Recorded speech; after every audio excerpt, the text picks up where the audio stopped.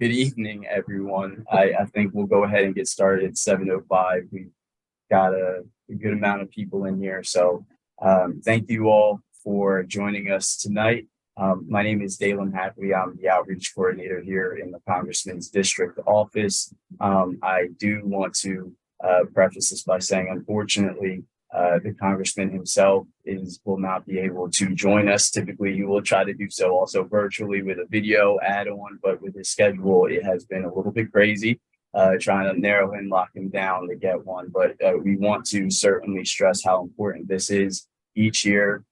We have these two wonderful agencies, and luckily enough, we've had these two amazing presenters to share a lot of information and resources in reference to affordable education and higher education. And that's something that's near and dear to the congressman's heart, and something we want to continue to provide to everybody each year. So we'll be going ahead and doing the same thing next year. But right now, we've got two amazing presenters. I want to go ahead and introduce them. Each will go roughly about 30 minutes with their presentations, and then we'll have a 10 to 15-minute Q&A session at the end. And everything is being recorded. So if you do know anybody who was not able to join in with us tonight, who just registered, we will also be working on getting a recording of this and the slides from each of the presentations to everybody that just registered for the event, because we want to make sure everybody has access. So without further ado, I'll introduce our two panelists here. Initially, I'll start with our top left, Andre Maglione, who is the Acting Director of Client Services over at New Jersey Higher Education Student Assistance Authority. And amazing Maisha Challenger from the U.S. Department of Education. And I'll let both of them, go into detail and share the resources that they have, but I'll kick it off, and we'll go ahead and start with Maisha. And again, thank you all for joining us. Let's get this show on the road. Thanks, Dalen. Listen, technical issues always come up. Happy Monday, everyone. I know it's the day after the Super Bowl. We're a little tired, but you all have decided to come on and hear about resources for federal financial aid. So I want to again thank Congressman Norcross for having us. We've done this quite a few years now, and it's always a pleasure to co-present along with Andre. So I am a awareness and outreach specialist from the U.S. Department of Education in the Office of Federal Student Aid, and we are going to talk about financial aid, federal financial aid specifically, and the FAFSA form. So I'm going to speak from the umbrella of the federal government, and Andre's going to talk about state aid. And so we're going to kind of co-present, and whatever I don't cover, he will cover. I thank you all for joining us. I would love for you all in the chat to just share who you are. If you're a parent, please share your parent. If you're a student, tell us what grade you're in, just so we can get context for who is actually on the call, or maybe you're just a college access professional or someone that just wants to learn. Okay, so let's get started. I'm going to share my screen. Okay. And Dalen, please tell me, hopefully, that you can see it when I share. Okay, perfect. So we're going to talk about federal financial aid in the FAFSA form. I'm going to talk about where you can find financial aid, what the FAFSA form is, what the federal financial aid programs are, completing the form, and then where you can find resources online. Okay, so very quickly, I want to start off with what financial aid is. It's assistance to go to school. College costs are still rising, whether you go to school in-state or out of state. And I always say there's four pots of money. The federal government gives money. That's when you fill out the FAFSA form. The state gives money, and that's what Andre is going to talk about. There's also institutional aid that the school gives, and then there's scholarships that outside entities will provide to students. Again, college is not cheap, so there are definitely various avenues to find financial aid. I mentioned finding financial aid where you can go. This is just another example of government entities, as I mentioned, institutions, and then foundations and organizations. They can be private, service or professional, and then employers. You've heard about scholarships that come from Coca-Cola. Those are competitive scholarships, but you can literally just check with your own unique employer or any type of organization that maybe you even retail. Like, you can really see what's possibly out there. It doesn't hurt to ask if there's money for college. It's important to weigh your education options. Financial aid is not just for 4-year schools, institutions. It can be for 2-year community college, career school, technical school, trade school. It also doesn't have to be full-time. It can also be part-time and for online courses. It really is up for you. It is really up to you to decide what the best fit can be for you as it relates to what school to attend. Some people find 4-year institutions overwhelming and they may want something small, private or public. It's really up to you, but no, financial aid is available. And here's some myths about financial aid. The form, we're going to talk about the FAFSA form, is too hard to fill out. It actually is an online application that you can fill out, and it's a lot easier than it was previously. Only students with good grades get financial aid. Your grades are not a factor when you are applying for financial aid. However, when you are in school, you do have to maintain a certain GPA. And then my parents won't qualify. A lot of people think, oh, my parents make too much money, I won't qualify for aid as a student. There's no income cutoff. Everyone qualifies for some form of financial aid, and we'll talk about those programs. So what is the FAFSA form? The F stands for the free, the A stands for application, the second F stands for federal student aid. It is the free application. It is an online application. There is a PDF, but the majority of people will go to FAFSA.gov or our website, studentaid.gov, where they will find the FAFSA form to complete. A lot of schools will use the information that individuals put on the FAFSA to determine federal student aid eligibility, but also state aid eligibility and institutional aid eligibility. So it's really important to know that the FAFSA is not just for federal money. Scholarships also sometimes require you to also fill out the FAFSA to obtain that aid as well, or that funding as well. So if you're going to school, we are in 2023, which is so crazy. If you're going to school in the fall of this year and the spring of 2024, you're going to fill out the 23-24 FAFSA, which is available now. The FAFSA form comes out October 1st of every year. So there will be a new application coming out the fall of this year. That'll be the 24-25, and that's based on when the student will be attending school. So if you're going to school in the fall of this year, you are a senior right now, and you're so excited to finish high school, you are going to fill out the 23-24 FAFSA. One of the critical forms of documentation you need is tax information. If you are a student living at home with your parents, we need tax information from the parent, and you, if you've worked. We want 2021's tax information. So if you are applying to go to school this year, there's something called prior where we use 2 years back, or 2021's tax information. If there's a significant change in your tax status, let's say in 2022 you were unemployed, or in 2021 you weren't employed, but then now you are for 2022, please note that on the form itself, don't make that determination. Put down 2021's tax information. If there is a significant change, you can absolutely talk to the financial aid office at the schools. The financial aid offices at the schools make a lot of determinations about the aid once you've completed the application. So please note that you can always follow up with them, but for the front end, the FAFSA form, we need 2021's tax information. Now for the 24-25 application, which is going to come out October of this year, we'll want 2022's tax information if you see the theme and how it works.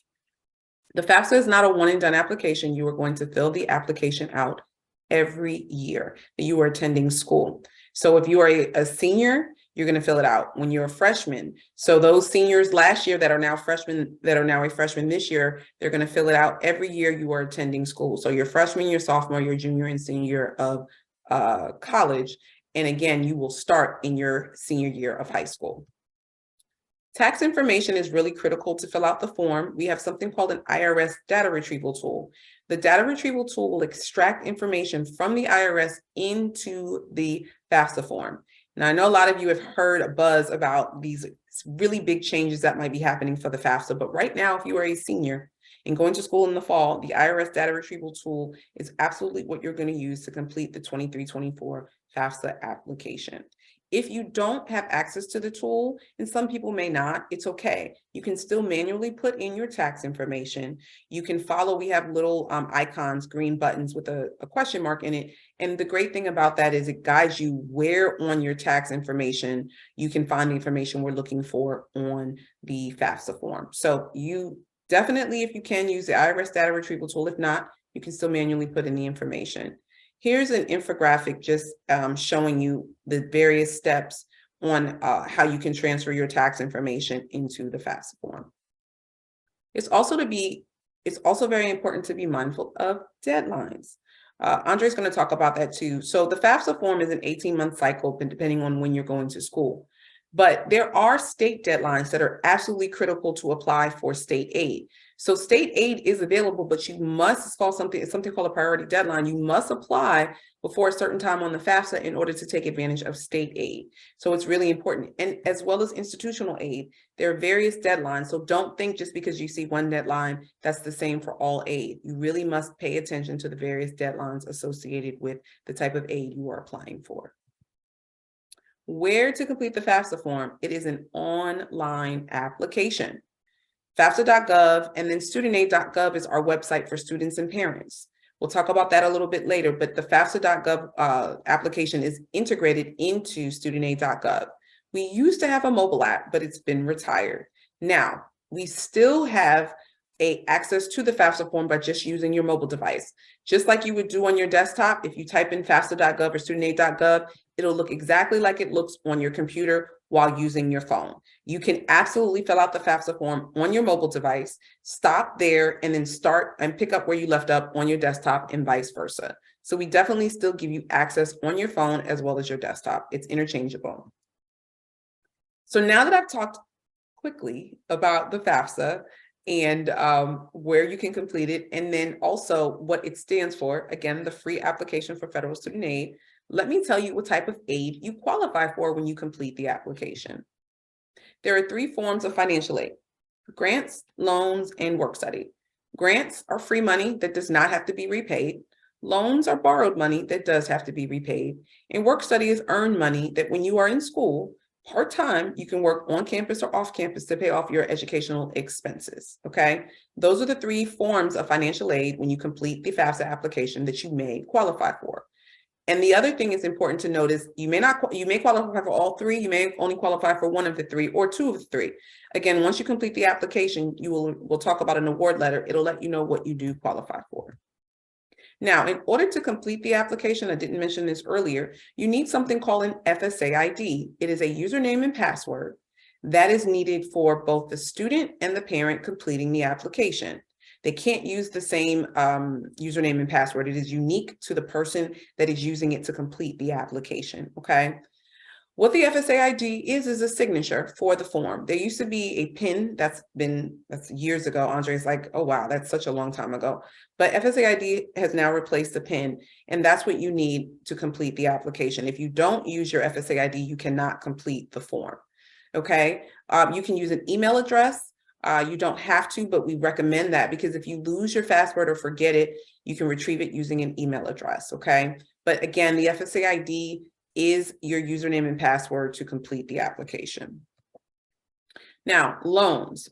People say loans are bad. I'm curious in the chat. Share with me what your viewpoint is about loans. Do you think they're good or bad? And if you think they're bad, tell me why, okay?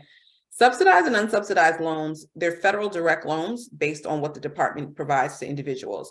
Subsidized is where the government pays the interest on the loans, and unsubsidized is where you, the individual, are responsible for the interest on the loans.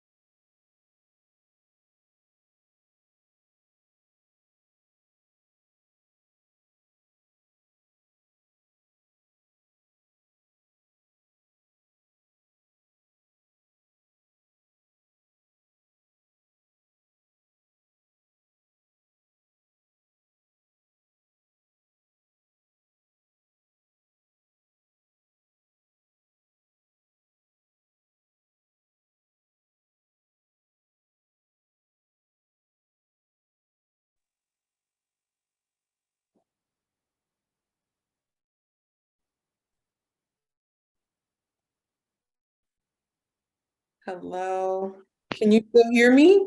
Yes, we can hear I you can hear you now. now. Okay, that was really weird. Did I just go out? Yeah, yeah, a little bit.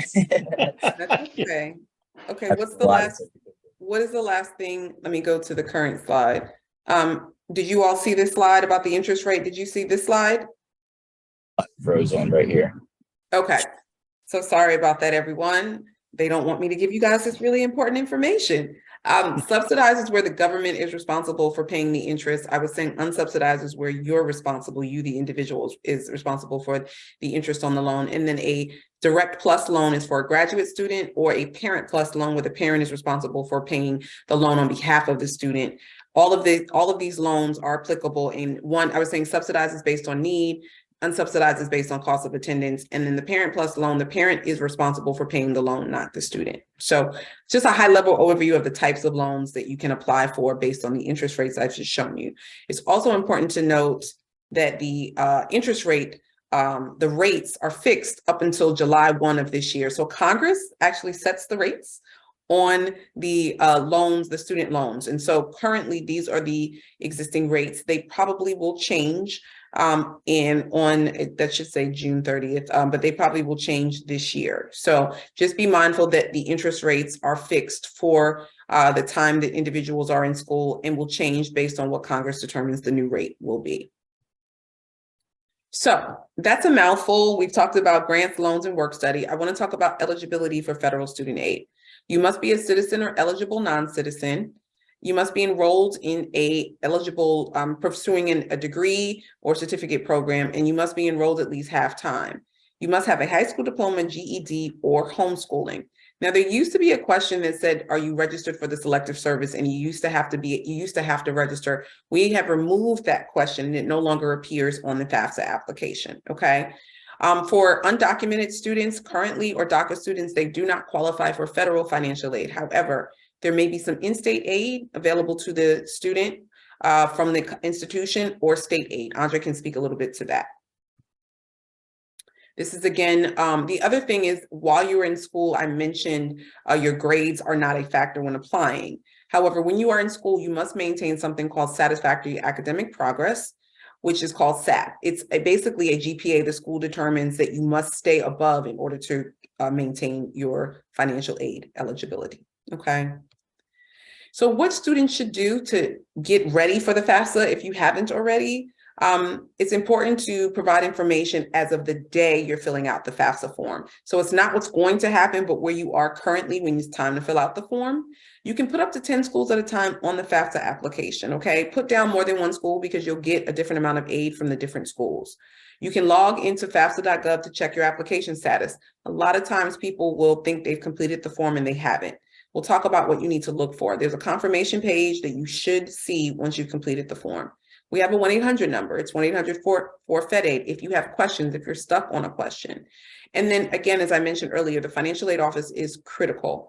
Students should call the school's financial aid office with questions regarding the amount of aid they will receive and what will be dispersed, depending on what they've put on the form. If you make a mistake on the FAFSA, it's absolutely okay. You can make corrections to the form. A lot of times there's a lot of questions and people are like, oh, I made a mistake. That's okay. You can go back through. Now, will it impact your aid? It may or may not, which is why the first time around, you just want to take your time when you're completing the form. So here's the process. You, the student, completes the FAFSA form and signs it with an FSA ID. The FAFSA is processed by FSA, Federal Student Aid. The student will get a confirmation page first and then something called a SAR, a student aid report. The SAR will give the individuals an index number called an EFC. That's the expected family contribution. It is an index number. That number is what the school will use to determine how much aid the student will receive. The college will then, once they've received the information on the FAFSA form, review the information and assemble an award package for the student. The student will review the information on the award package and determine what school they want to attend based on the amount of financial aid they're going to get. It is important to understand that every school is going to give a different amount of financial aid. So school A may give 10,000, school B may give 2,000, school C may give 40,000. It really does depend on the cost of attendance at the school. The cost of attendance is tuition plus room and board, transportation, books, and supplies. So when we say cost of attendance, tuition is one item that relates to the full cost of attendance. Okay. Now here's something else I want you guys to understand. When you are completing the FAFSA application, you fall under one or two categories: independent or dependent status. If you are dependent on a parent or parents, you are dependent, which means you need to provide parental information. However, for FAFSA purposes, you are considered independent if you fall under one of the following criteria: at least 24 years old, married, graduate or professional student, a veteran or member of the armed services, an orphan or ward of the court, an emancipated minor, someone who is homeless or at the risk of being homeless or under legal guardianship. It's important to note it's not all of these, but if you fall under one of these categories, then for FAFSA purposes, you are considered independent, which means you don't need parental information. Now, it's important to understand that when it says at the risk of being homeless, that's court ordered. Under legal guardianship, that's court ordered. There's a process called verification where the school will ask for supporting documentation if you think you are independent. Please make sure you provide the school with exactly what they're looking for regarding supporting documentation, because in order to actually see the award package, they will have to review the documentation and then determine how much aid the student will receive. If you are dependent, you're going to provide tax information, any other additional information about household size, money paid out, money received. There's a list of questions, but again, all this is contingent upon the aid you'll get from the school. Now, there are special circumstances where the student may not know the whereabouts of their parent. For FAFSA purposes, parent is biological or adopted. Different than legal guardianship. Legal guardianship is court ordered. And if you are under legal guardianship and court ordered, then for FAFSA purposes, you actually wouldn't put the legal guardian on the form.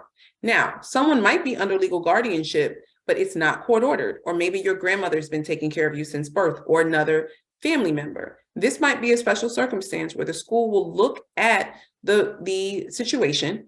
The parent information, biological, may still apply, but if they're not, you don't know their whereabouts, you've left home due to an abusive relationship, there's something called professional judgment or dependency override, where they will still award the student aid even if they don't have parental information. But every circumstance is not a special circumstance. It's important to understand that. The school will make that determination.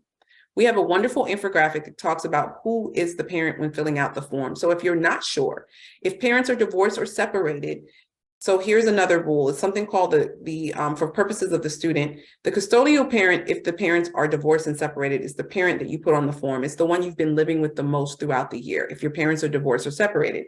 If you split time equally with both parents, you would put down the parent who provides the most support. We say 51% are the one who's providing the more of the support if you split time equally. So you might be living with mom, but dad provides books. Dad pays for school, dad pays for food. So that is the determination that the parents have to make if they split time and the parents are divorced. However, if you are living with mom at the time you're completing the application and mom is remarried, then you're going to put down your step parents' information. The custodial parent, or if you split time equally, is contingent upon if the parents are divorced, okay? But if your mom is remarried or dad is remarried and you're living with them the majority of the time, you want to put down the step parents' information on the form. So very quickly, there are some wonderful online resources we provide you all to help you through this process. Studentaid.gov is the website I mentioned earlier. You can also access FAFSA, the FAFSA form on studentaid.gov. This is the place you can go to find out more information about what are loans, what is an FSA ID. We have a lot of great information about how to apply and fill out the form on our studentaid.gov website. College Scorecard is also another wonderful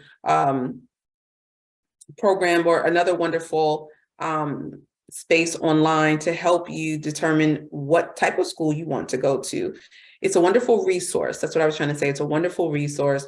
Maybe you're not sure about the type of school you want to go to. College Scorecard will help you compare the various schools, whether they're in-state or out-state, and give you a little more insight into the school you might want to be attending. And then Federal Student Aid Estimator is a way you can help understand what your options are to pay for college and get an early estimate for federal student aid. Again, it's not the same as completing the application, but it is an estimator to help you figure out what type of aid you might receive if you are applying for the various schools.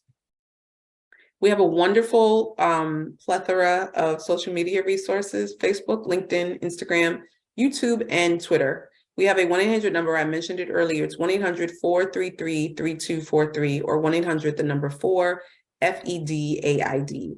You can call that number if you have any questions about the FAFSA application. Now, if you all don't mind, if you can take your phone out, we have a survey that I'd like you all to fill out. We'll take 1 minute, 30 seconds to just open up your camera and then just zoom into the QR code. I'd love for you all to just give me a little bit of feedback about resources that you think would help you all in this process. I'm gonna give it about 10 more seconds and then go to the next slide. Okay. And that concludes my portion of the presentation. I know that Dalen is we're going to turn it over to Andre, and then we'll take questions at the end. So I'm going to stop talking and turn it over to Andre. Nice, Alicia. So nice to see you. Haven't seen you in a while. Nice to see you. Thank you so much. It was great. So Dan's going to switch it over. He's going to share my screen. I've had some technical difficulties today. Somehow work has kicked me out of the email system and blocked me, but I have a workaround. So Dalen's helping out with that. He should be sharing my screens in a couple seconds. I see it loading. Terrific. And get ready. I think you're going to be able to see it in a second or two. Great. So yes, my name's Andre Maglione. Of course, I'm the counterpart to the federal government, right? They did talk about all the federal student aid, like Maisha's going through for you, so you understand all the programs, the application process, and all that kind of good stuff. Now, the other side of the coin is the state of New Jersey, right? That's us.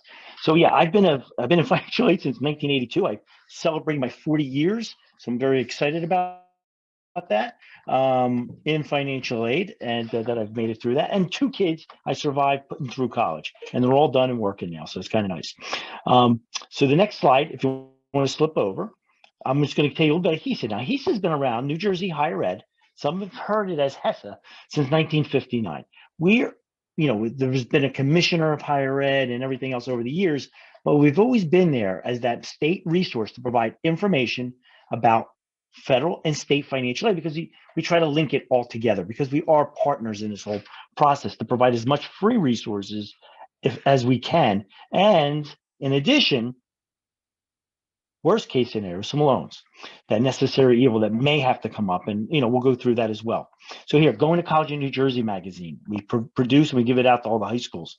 I train all the New Jersey school counselors at high schools.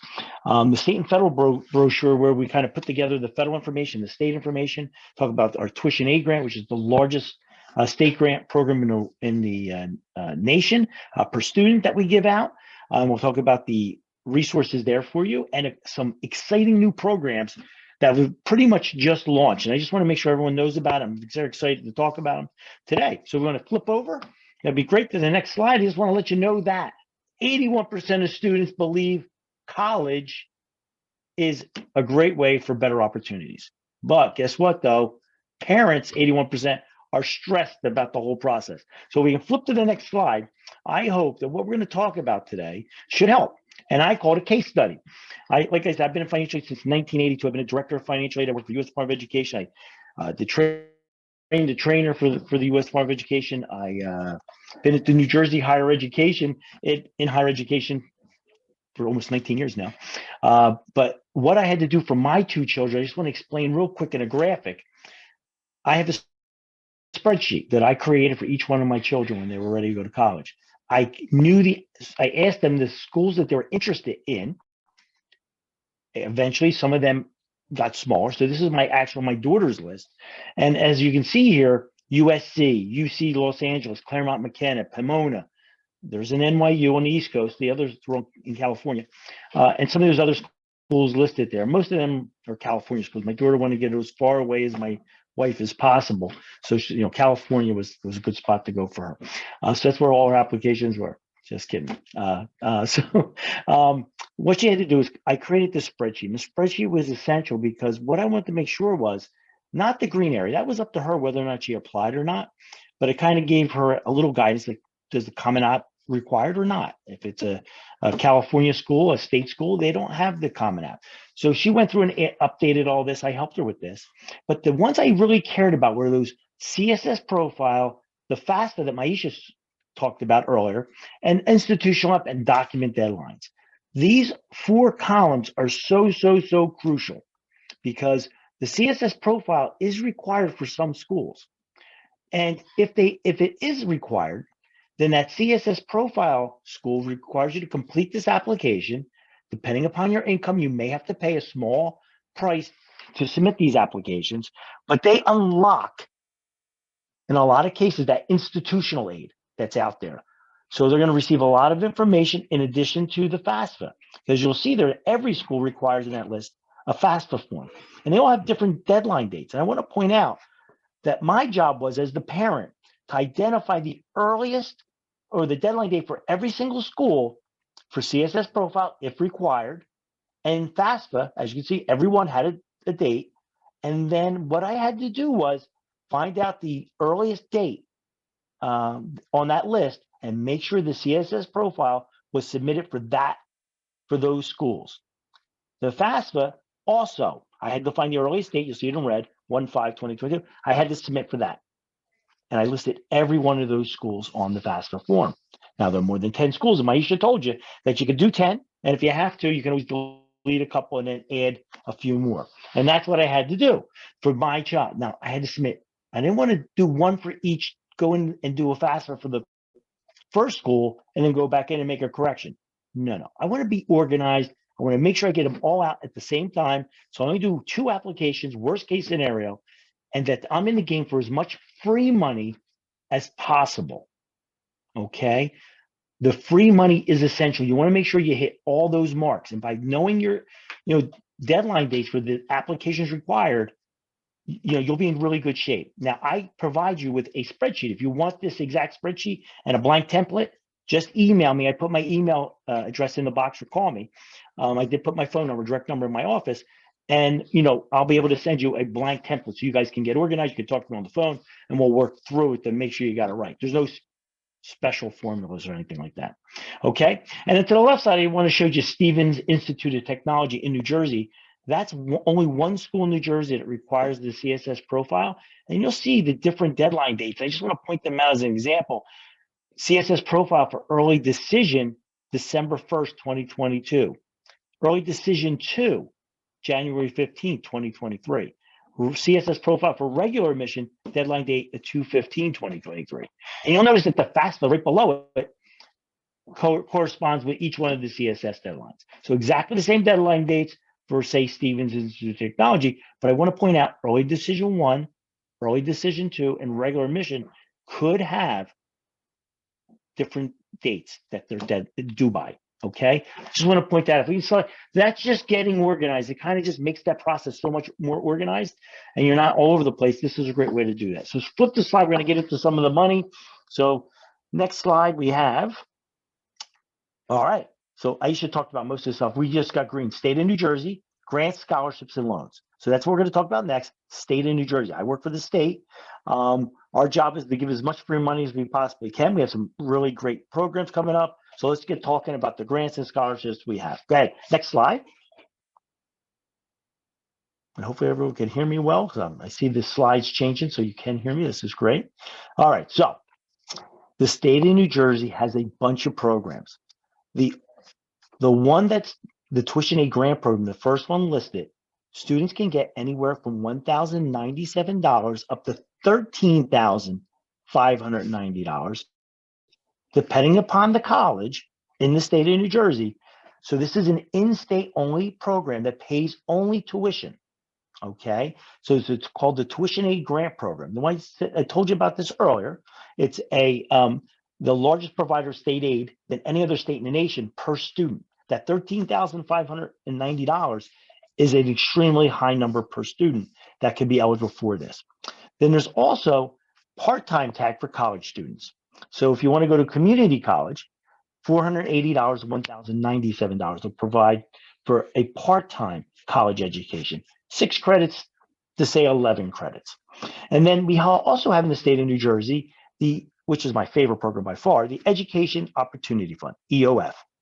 It's not the money that you see there for $3,050. It means nothing.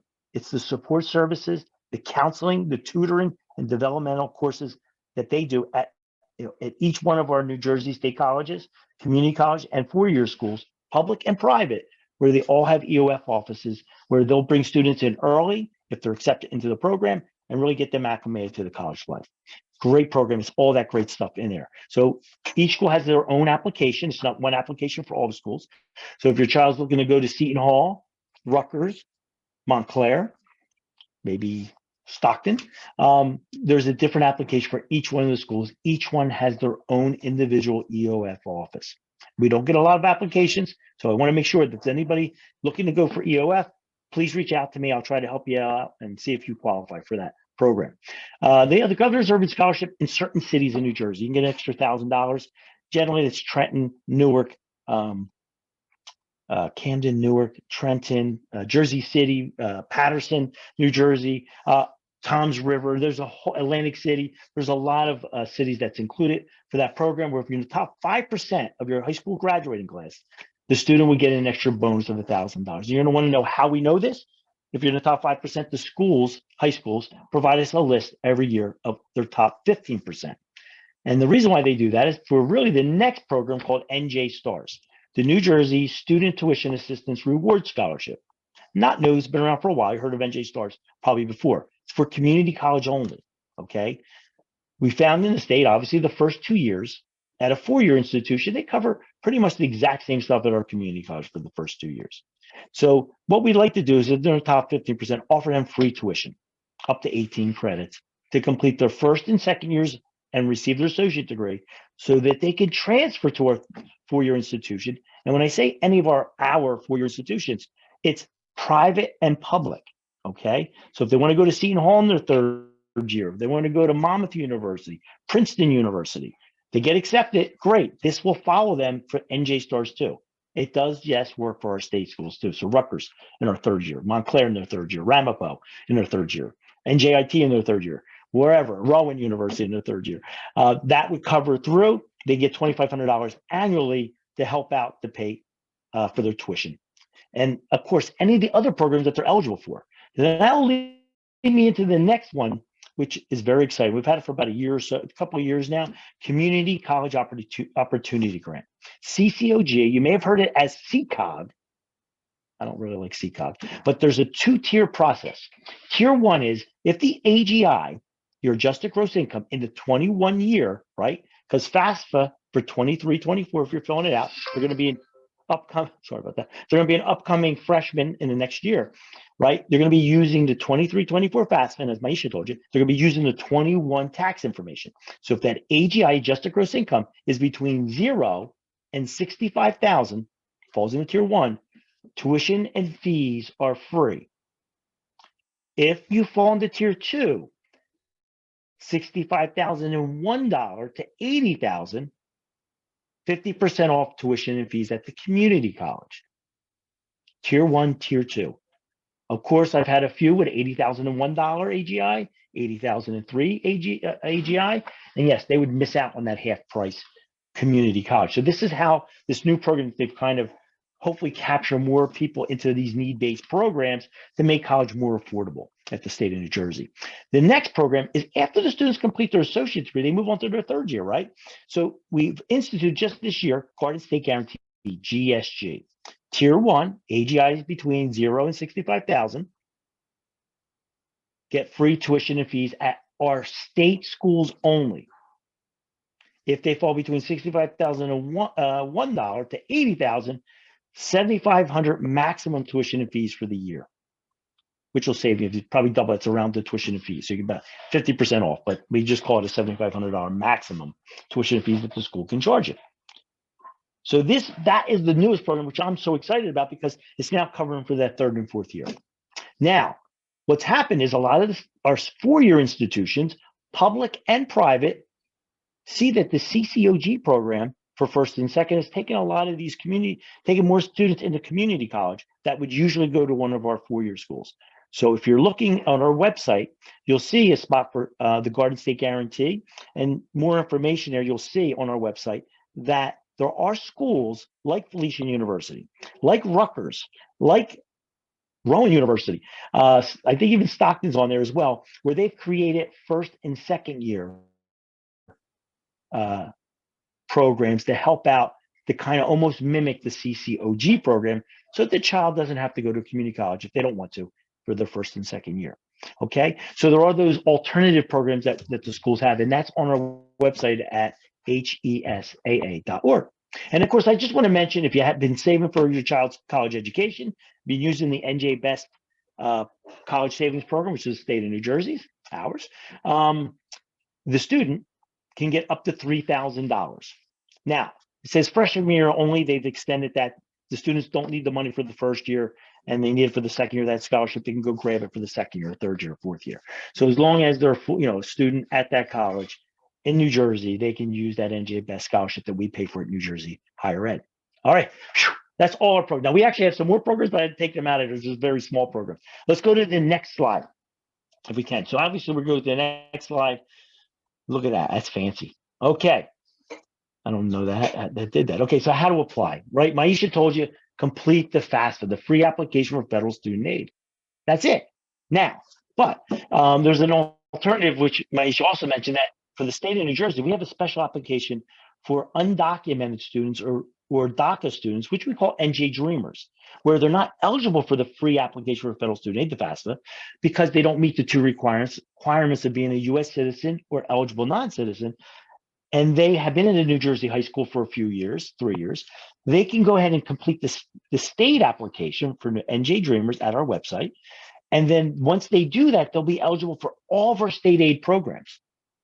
Okay, not the federal, but we have a robust, as you could tell that last slide, robust state programs that can help out and make college almost completely free, if not free.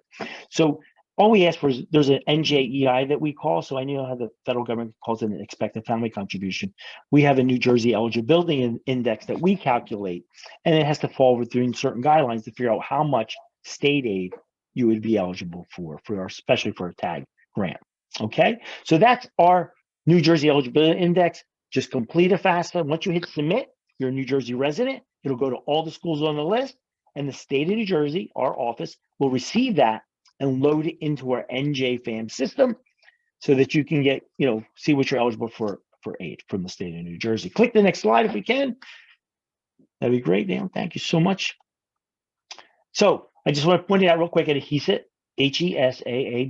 our main website, which it's in my email address that I listed in the chat box, HESAA.org. At our main page, you'll see New Jersey Dreamers. You click on that, and it'll take you to another page to explain the program, which is very small in directions.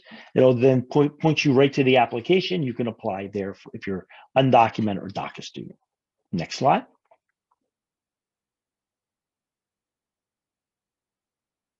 All right, so here's more excitement for me. Finally, the state of New Jersey has expanded the NJ Best College Savings Plan.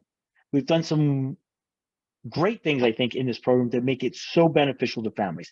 Not just the scholarship. The scholarship's great if your kid goes in state. Great, you can get up to $3,000. It's fantastic. Anyone can start a program. So you have young children, you can start a program with as little as $25. If your income is between AGI, between 0 and $70,000, and you put in anywhere between $25 and $750 on your first setup, your first investment into the plan, we will match it. So if you can put in $750 and your income is between the guidelines, adjusted gross income, we will match that up to $750. So you start off with your own $750 plus our $750, will be that $1,500, which is very, very exciting. It's called the matching opportunity. Matching grant opportunity for everyone who have those incomes. The NJ Best scholarships listed, but the last box there, the New Jersey state tax incentive, something brand new. New Jersey tax deduction, contributions, anything made that you can contribute, you can write off on your New Jersey income tax filing for the 22 year. For families who make below $200,000 a year, you can take this state tax incentive. So if you put in $10,000, you'll get to write off that towards your New Jersey state taxes. All right, so that's brand new for the 22 year. So we're very excited about this. It's really expanded our program. It's given families a lot of opportunity. Young families are starting a family. They can set up a $750 NJ Best account, and hopefully we'll get the match that by $750, and you get that great tax incentive now that we didn't have before that we have this year. Next page. I still got more excitement, I think. I still got some good stuff for you. All right, here it comes. So when students apply, once one student complete their FAFSA application, I alluded to that data from your New Jersey resident comes to our office at HESA and JFAMS. We load it. Okay, once we load that information, we'll give you instructions on how to create a student account. So you'll be able to create that student account, come in, and if the student has 20 New Jersey colleges on their list of colleges that they've put on the FAFSA, they can see what the aid eligibility will be for each one of those schools. We'll list every single one. So if it's a community college, say at Burlington County, the Burlington County Community College here by my house, yes, for sure, you'll see what that aid would be for. CCOG, TAG, EOF, whatever the programs may be if you're eligible for it. This is where this is all housed. New Jersey, the alternative application for New Jersey Dreamers is in here as well. Next slide, if you can. I just want to point out to you the NJFAMS webpage. So once a student logs in or a parent logs in for the student, which they can, I've done for my kids, they have the to-do list. You can view and update your school. So say, for example, on the FAFSA, you did not list Stockton University on that list, and you say, well, I just want to see, what will my child be eligible for if they went to Stockton? Well, you just add Stockton to that list there, hit submit, and we'll tell you exactly what they'd be eligible for Stockton University. So, but if they decide to go to Stockton, they have to go back to FAFSA and complete the FAFSA, add the college there that Maisha told you guys about, that you go back and make a correction, add that college. You can apply for online scholarships, which is the NJ Best. There's other scholarships there as well. You get awards and eligibility information. That's where you'll see all those awards for all the different schools that you're eligible to receive. Now, if you're not eligible for a certain one, it'll tell you why you're not eligible. Then you get to see all the student notifications we sent. All right, so that's just the main screen we have for the students. Next slide. I think I'm doing pretty good on time. Is he there? Okay, there. Great. So everything I've spoke about today, and Maisha talked about the federal Pell Grant, SEOG, and some of the campus, all free money, right? The state of New Jersey, all free money. Our job is to get you as much free money as possible. The state of New Jersey has a new transparency law, which is a really great law. And I think that the federal government as well is going to start really discussing this more, is where you have an award letter, where this award letter really needs to make sense to the families. They have to be in plain English. They got to be transparent about what's free and what are loans, so that you know what the real true net price is for free money if the free money is applied to the tuition. And then if you get loans, if you need them, they can apply them and they can tell you, okay, these are your loans.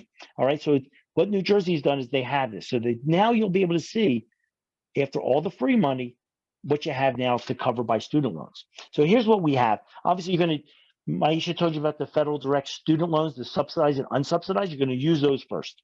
That's for sure. They have to be used first. They have great borrower benefits. They get a couple of years worth of deferments, forbearances. There's no other loan can offer borrower benefits such as that. They have public service loan forgiveness attached to it. They have a whole bunch. Maisha probably knows, I don't know, maybe 8 different repayment plans that they could choose from once they graduate. I could be wrong on it. Could be 7, maybe 5. It's pretty high. There's a lot of different repayment plans that the students can choose from if they're paying it. But now let's click the next slide.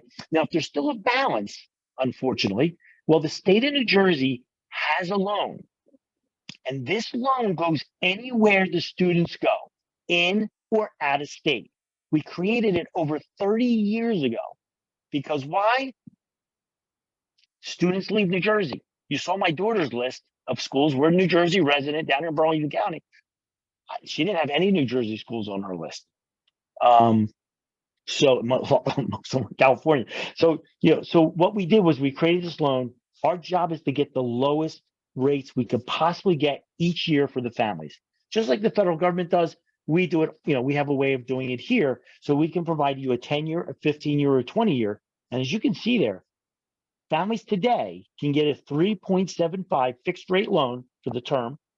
We do have a 3% fee, which we show an APR, an annual percentage rate, but that fixed rate is 3.75 is the lowest, a 10-year loan, 15-year 5.30, and a 20-year 6.75. Our job is to save families money over the other options available to them. Okay, and new for this year, this is my last excitement, really. is for this tax year for 2022, any family who uses NJ class and pays towards the principal, and you make earn up to 200,000. So between whatever your income is lower than 200,000, you can deduct from your state income tax $2,500 in student loan repayments. Okay, so that's another way we can also save you some tax dollars or for the students as you go forward. So we're trying not only get you a lower rate for the term of the loan, but also some tax incentives as well. I guess the state of New Jersey, we're doing pretty good with our tax dollars. I guess so. We have all these great new things, which I'm excited to talk about, that can overall save families, thousands and thousands of dollars in interest costs and in some, savings in the actual payments to your New Jersey state taxes. Next slide. If you have any questions about any of this stuff, obviously you guys can reach out to me at any time. I do want to provide this. You may want to take a screenshot or send me an email on this.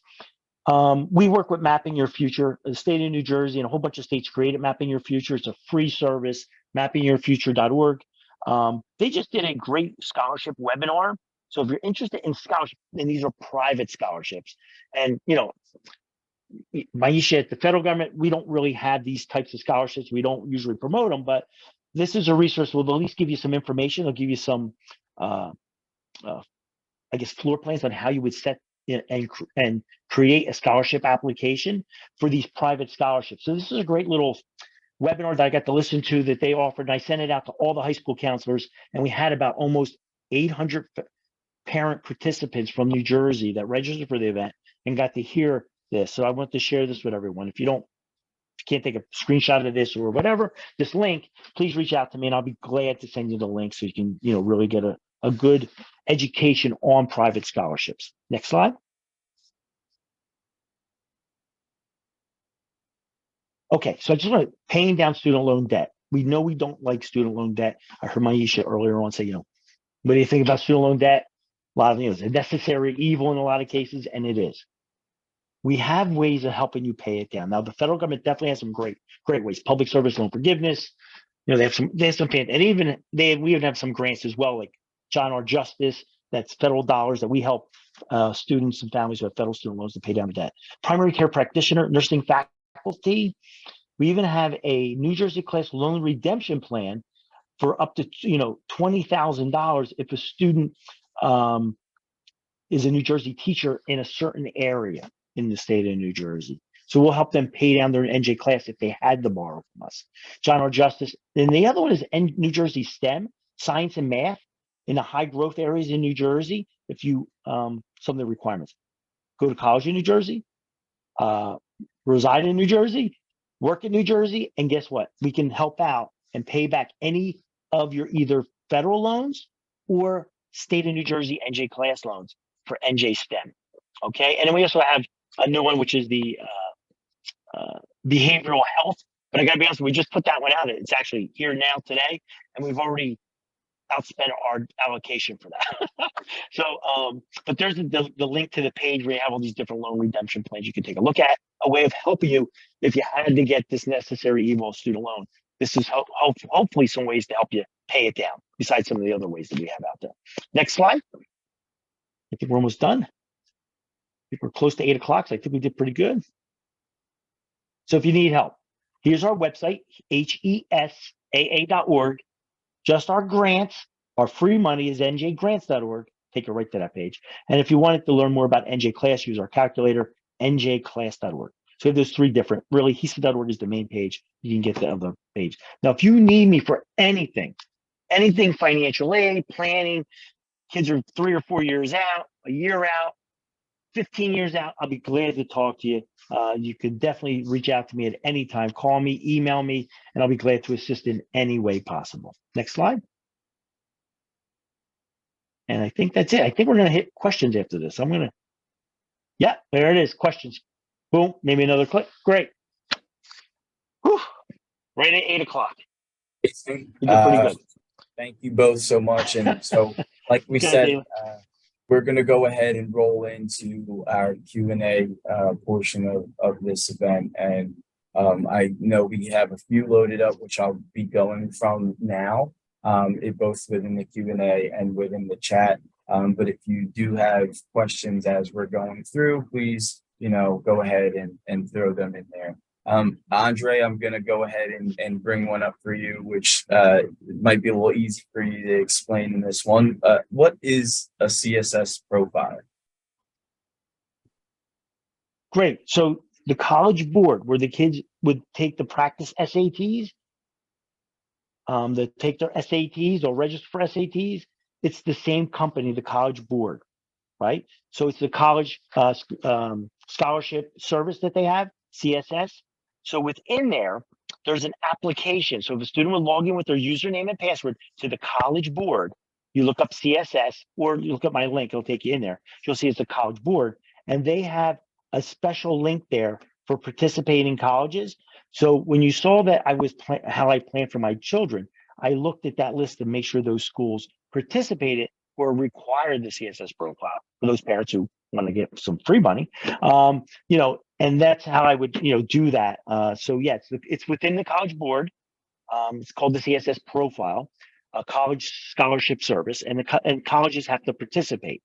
And you're going to be asked a lot of questions, and those questions then the school would then receive, and then they'd make determinations on their aid that they'd be able to give out, free money that they would have. We had I a hope I got that. Thank you. We had a question that was posed in the chat from Tariq Sabazi in reference to being a parent of a freshman who's attending a Pennsylvania school and was trying to identify if there's any aid from New Jersey that is able to assist. Okay, so I missed part of that. It got a little bit garbled. So one more time, if you can. So we have a New Jersey resident. So we've got a parent who is a New Jersey resident that's attending a freshman attending a Pennsylvania school. Trying to identify if there's any aid in New Jersey that is able to assist them. Yes. So our free money from the state of New Jersey stays within the state. I'll give you an example. My two children went out of state and they stayed out of state. One went to Washington, D.C., the other one went to New York for college, and they both now never came back to New Jersey, and they live in New York. So the dollars in the free dollars from the state of New Jersey that is given out, I mean, all the grants I've kind of showed you there, they would stay within the state. Only the NJ class loan would leave. So hopefully you don't have to go that far. You don't need that much money, but if you needed it, it's there at reasonable rates. Each year we get new rates. I don't know what next year is going to bring in a couple months, but we'll figure that out. So that's a good way. Obviously, the savings could help you in that regard. But yeah, all our free aid money stays within the state. So you should look to see if your child is eligible for state aid.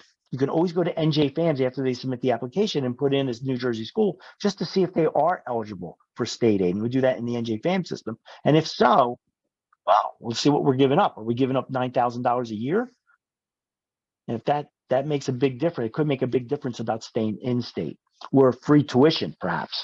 So they may have to rethink about where they may be going to school. If more financial money is needed. I hope that helps. Rolling into our next question that we have lined up in the Q&A section. John Kamitsuski, I apologize if I got that wrong, but they asked, I have a daughter who will enter senior year at a New Jersey State University in fall of 2023. Does the Garden State Guarantee Award amount factor in things like parents' bank assets, age of parents, or does it just go by annual income? Yeah.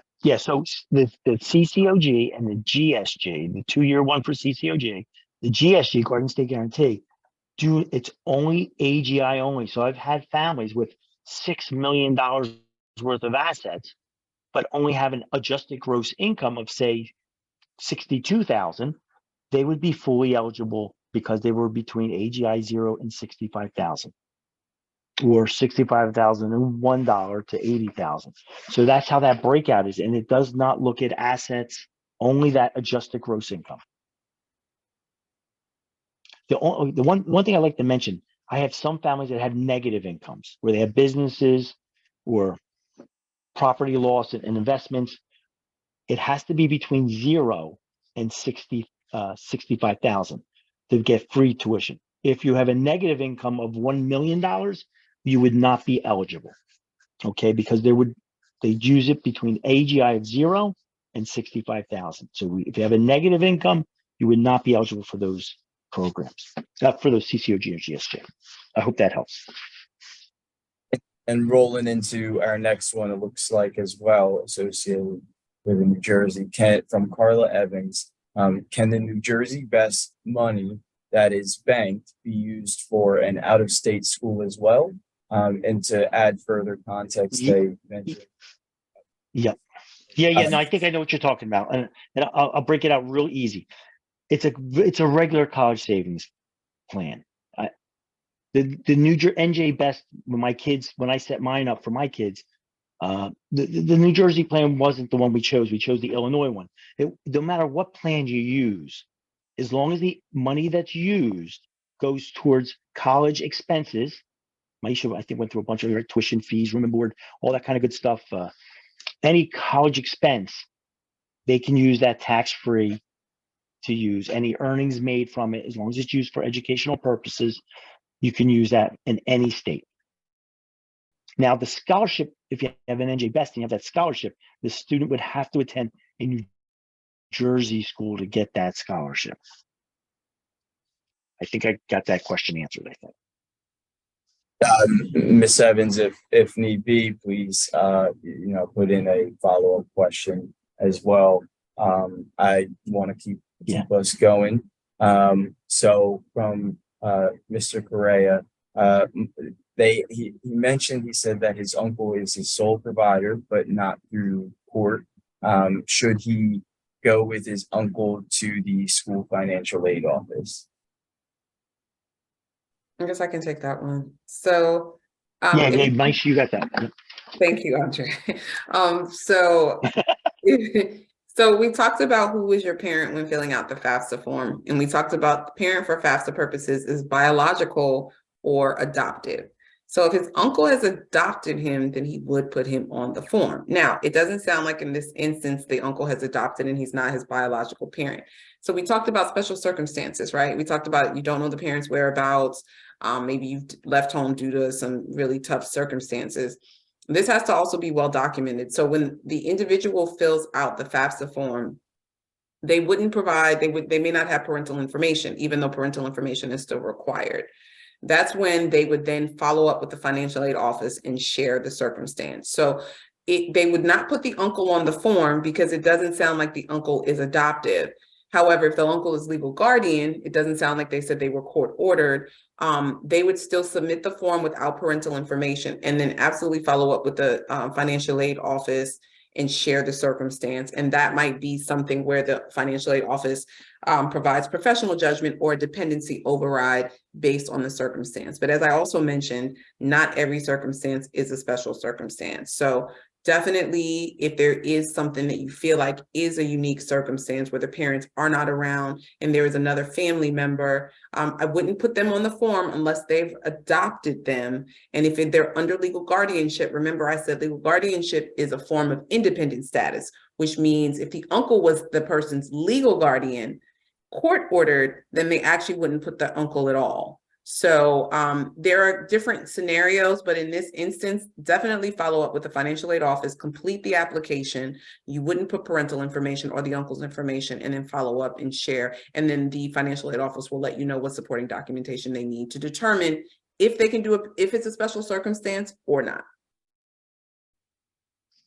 Thank you. And then rolling on to the next from Rosalind Goodwater. She had asked, if my child takes the ACT, will the CSS profile there? I think they might be asking, will it show on the CSS profile if the results? Are they connected in any sense? The ACT and the CSS profile with those results? No, it's just the CSS profile data. The schools would download it right from CSS for all their students that completed it, and then they would run it through their computer systems and algorithms to figure out how they would divvy up those institutional aid they have based on the information that the family provided. I think that might be what you're looking for. Is that correct? And please clarify, I used you to. know, I'm deferring to Andre. I'm not sure. I don't think they're connected. But yeah, I'm not. The CSS profile, Yeah. just as an FYI for everyone, it's a completely different process from the FAFSA form. They're not at all related. It's something that the schools utilize. No, Yeah. they're not. Yeah, absolutely correct. They're completely different, and only certain schools use it. And there's a list listed. If you want that list, please reach out to me and I'll help you with that. So in our next one from Bridget Garcia was in reference to the CCOG grant. She was wondering how you apply and is it through the college directly? Yes, so CCOG, the Community College Opportunity Grant, the family would complete the FAFSA, like Maisha went through, and you'll complete that free application for a federal student aid. Once they complete it, we'll get the data. They will then log in, once you're done submitting the FAFSA form, to our NJ FAM system. And don't worry, we'll send you an email to remind you to do this. We'll also send notifications. So once you come in, you'll be able to see what your eligibility would be for all our state programs, for any of our New Jersey schools that you list on the FAFSA. And we've got another question from Ariel Schwartz asking if there's any possibility of repeating the information about whose income should be reported on the FAFSA when you live with a divorced parent or a step parent. Yeah, I was literally typing that in just now. So here's what you remember is the caveat: if the parents are divorced or separated. You start with the custodial parent, and the custodial parent is the parent you live with the most during the calendar year, the 12 months. This is only if your parents are divorced or separated. Like, and I gave the example of if you're living with mom. So let's say you're living with mom and mom is remarried, but mom and dad divorced and separated a long time ago, you're now going to put the step parents information because you're with mom. But if mom and dad are separated, mom has not remarried, dad has not remarried, then you start with the custodial parent, the parent you live with the most during the year. So let's say you live with mom 7 out of 7 months and you live with dad 5 months. But let's say you split time equally where it's 6 months with mom, 6 months with dad. Then it's the parent that has provided the most support. And the most support really is determined by those parents, okay? Because you could be living with mom, but then dad is paying for school, school, food, clothing. So in that instance, it's dad, but it could be either or. So that's where the parents have to determine that, okay? The FAFSA is also I see a couple of questions coming in. The FAFSA is supposed to be filled out by a high school senior. So if you're a freshman in high school right now, a sophomore or junior, you're not going to complete the FAFSA until your senior year of high school, and then subsequently every year that you attend college. But again, for the parents that are divorced or separated, there's a drop down that's going to say, what's the marital status of your parents? It may say remarried. If it says remarried, it's going to say enter mom, or it's going to say enter parent 1, enter parent 2. If it's just divorced or separated, it's going to ask when your parents were divorced or separated. And then it's going to say which parents' information are you going to put on the form. That's when the parents have to determine who's providing the most support. Okay. I hope that helps. If I'm not mistaken, I think you're also addressing, I believe, Mr. Harris's question at the end. So thank you. We just want to really give another opportunity, just another moment for anybody, in case anyone has any other questions. We want to try to get all of them answered while we have our amazing presenters with us right here. So yeah.